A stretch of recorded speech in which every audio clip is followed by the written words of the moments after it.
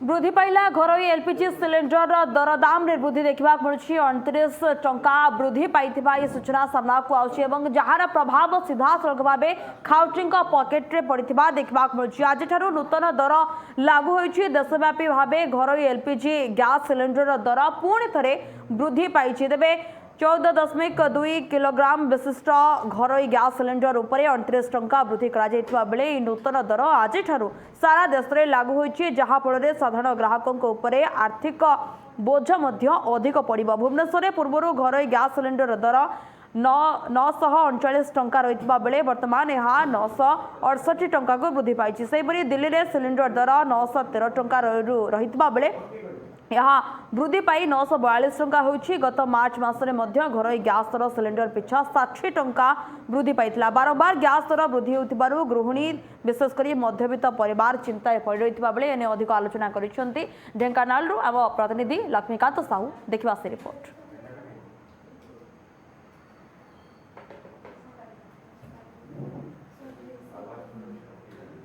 पुणी रोसई घरे माड़ होइछि एवं महंगा बढ़ी। कारण जदि देखा किछि दिन पूर्वर खाइबा तेल एवं डाली एवं खाद्य जातीय जिनसर रेट बढ़ता। आज कथा जदि कहबा आज घरोई रंधन गैस जो अच्छी एलपीजी गैस 29 टंका वृद्धि पाई। अर्थात पूर्वर 940 टंका दे जो गैस आम किणुले बर्तमान 969 टंका दे किणवा।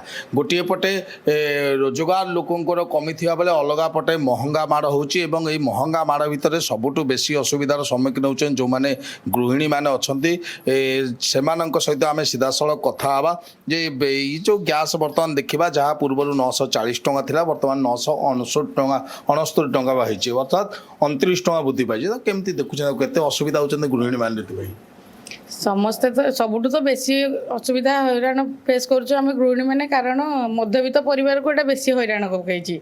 आगुरी 400-500 टकर गैस थिला एबे बढ़ी बढ़ी बढ़ी ताहा हो गला पूरा आसिक 1000 ऊपर हो गला पाखापाखि हो गला 940 टकर सी एबे 30 टका बोले आहरी कि दिन पर आहरी केते बढ़ेबे।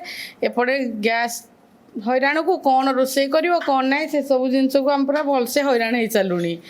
निहाती भाव जत देखा जो मैंने गरीब श्रेणी अच्छा मध्यवित्त श्रेणी जो मैंने अच्छा दिन को दिन से हैरान आड़े गति कर आस्ते आस्ते जब देखा गोटे पर गोटे रेट बढ़ी। आम कथा जी अच्छा घर जे मुख्य जहाँ रोजगार गैस चले कि बर्तमान जब देखा रोजगार अनुसार सबकि खर्च बढ़ी बढ़ी चलुचे। गैस दर पुणी 29 टका बढ़ला।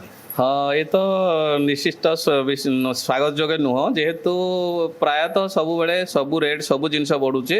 एटा हूँ सेंट्रल गवर्नमेंट लेवल रे कंट्रोल करवा दरकार। लोक मान सीधा पकेट रे ही प्रहार पड़ुची है ना। तेणु यहाँ मुझे कहबी गवर्नमेंट आपको केमती कौन कर कंट्रोल करूँ जहाँ फल कि लोक मैंने ठीक रे खाइबे पी पारे साधारण जीवन यापन करें।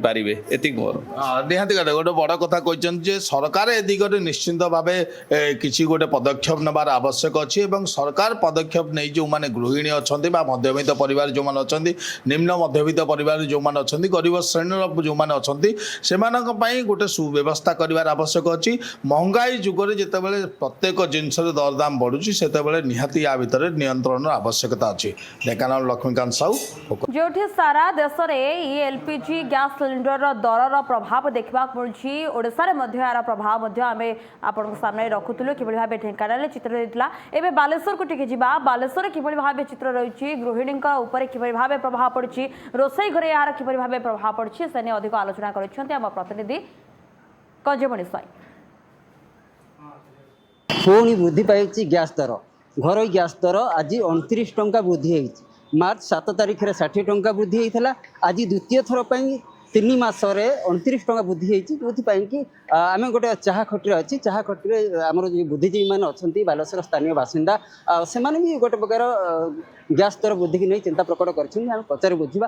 आज जो गैस दर पुणी 29 टंका वृद्धि पाई नहीं आप कौन आज्ञा देखते घरोई गैस दर वृद्धि हवा 29 टंका एटा गोटे बहुत बड़ चिंतार विषय। कारण आपणकर घरोई गैसटा एवं साधारण लोक गरीब श्रेणी लोक आज्ञा यूज कर फल गरीब लोक जो खटिकिया जो मैंने मजूरी लोक से गैस किसी ना आज्ञा भात डाली टे खाइबे गैस यदि सेगुला बढ़ला ताने एटा गोटे बहुत बड़ चिंताजनक विषय ता सागर साधारण जनता आज्ञा जाऊँच बर्तमान जे भी आप गोटे बाहर जगह को जाऊँच हस्पिटाल जाऊँच अमुक जाऊँच बस स्टैंड आज्ञा जो खाइबे टे कि स्टेशन में टे खाइबे होटल ता आज्ञा द्विगुणा होगलानी आज्ञा आज्ञा गोटे टिफिन जो आगे 20 टंकार आगु टिफिन होता से टिफिन बर्तमान 30 टଙ୍କା 35 टଙ୍କା 40 टଙ୍କା तेणु तो चिंताजनक विषय तो छोट आई जो युद्ध चली सारा भारत सारा पृथ्वी रे आज्ञा आपको बंद करे निश्चित आवश्यकता अच्छी कारण ये कांड में जदि आम गैस दर ता सागर भी बढ़े सबू दर आज्ञा बढ़ीगला बर्तमान जहाँ देखा पृथ्वी जो परिस्थिति देखा जे कि फुएल दाम बढ़